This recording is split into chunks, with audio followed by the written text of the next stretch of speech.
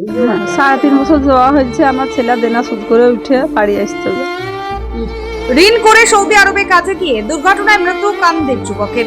দেহ ফেরাতে কাতর আবেদন মায়ের। শোকের ছায়া গোকর্ণ জুড়ে। অভাবের সংসার। বাবা পরিযায়ী শ্রমিক হিসেবে কেরালায় থাকেন। সংসারে আর্থিক সচ্ছলতা ফিরিয়ে আনতে ঋণে টাকা নিয়ে বড় ছেলেকে পরিযায়ী শ্রমিকের কাজে সৌদিতে পাঠিয়েছিলেন পরিবার। কিন্তু সৌদি আরবের জেদ্দা শহরে মর্মান্তিক পথ দুর্ঘটনায় মৃত্যু হলো মুর্শিদাবাদের কান্দি থানার গোকর্ণ গ্রামের যুবক শ্রমিক শামিউল শেখের। কাজের সূত্রে বিদেশে গিয়ে মাত্র 25 বছরে থেমে গেল জীবন। তিনি গোকর্ণ গ্রামের বাসিন্দা ইসরাইল শেখের বড় ছেলে।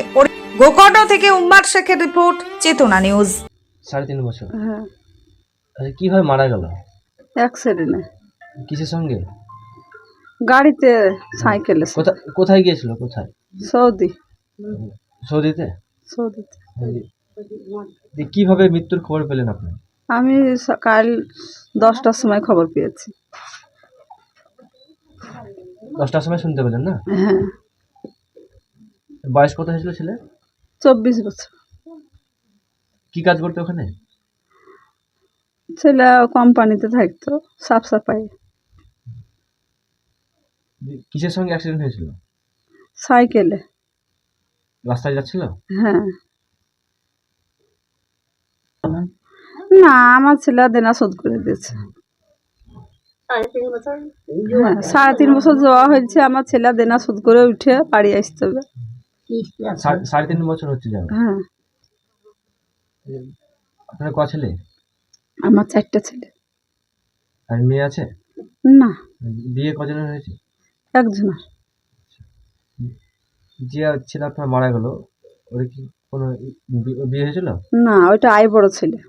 ওটা বড় ছেলে। আপনার স্বামী কি করে? রাজমিস্ত্রি কাজ করে। কোথায় থাকে? দেশে থাকে? না, কেরালায়। আপনার নাম? আমার নাম সীমা। সম্পর্কে ছোট ভাইয়ের ছেলে হচ্ছে। ছোট ভাইয়ের ছেলে ভাতিজা হচ্ছে। এই ধরেন ভাইপো হচ্ছে, ভাইও হচ্ছে, দুই সম্পর্ক করে হচ্ছে। তা ব্যাপারটা হচ্ছে কি, খুব নিম্ন শ্রেণীর মানুষ।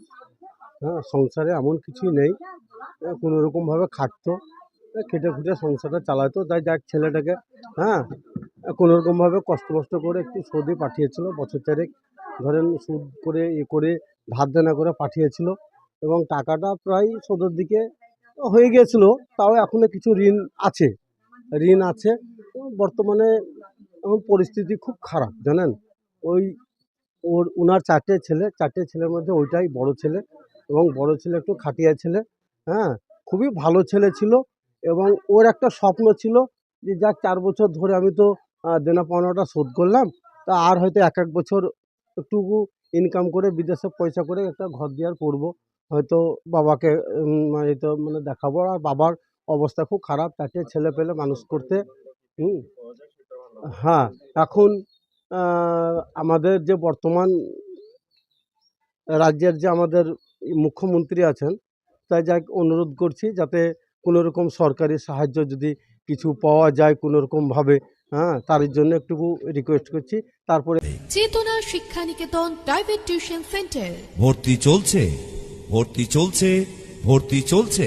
চেতনা শিক্ষা নিকেতনে ভর্তি চলছে। চেতনা শিক্ষা নিকেতন একটি আদর্শ শিক্ষা প্রতিষ্ঠান। আমাদের লক্ষ্য গণ নয়, গুণ চাই। Chetana Shiksha Niketan private tuition centre, Jibanti Murshidabad. এখানে প্রথম শ্রেণী থেকে 10ম শ্রেণী পর্যন্ত সমস্ত বিষয়ভিত্তিক প্রশিক্ষণপ্রাপ্ত ও অভিজ্ঞ শিক্ষক দ্বারা যত্ন সহকারে পড়ানো হয়। এছাড়াও এখানে একাদশ ও দ্বাদশ শ্রেণীর বাংলা, ইংরেজি, ভূগোল, ইতিহাস, দর্শন, রাষ্ট্রবিজ্ঞান, শিক্ষাবিজ্ঞান, সংস্কৃত, অর্থনীতি, বায়োলজি ও আরবি প্রতিটি বিষয়ে সুনির্দিষ্ট বিষয়ভিত্তিক সুদক্ষ ও প্রশিক্ষণপ্রাপ্ত শিক্ষক মণ্ডলী দ্বারা যত্ন সহকারে পড়ানো হয়। মনে রাখবেন, গণিত ও ইংরেজি বিষয়ে বিশেষভাবে যত্ন নেওয়া হয়। চেতনা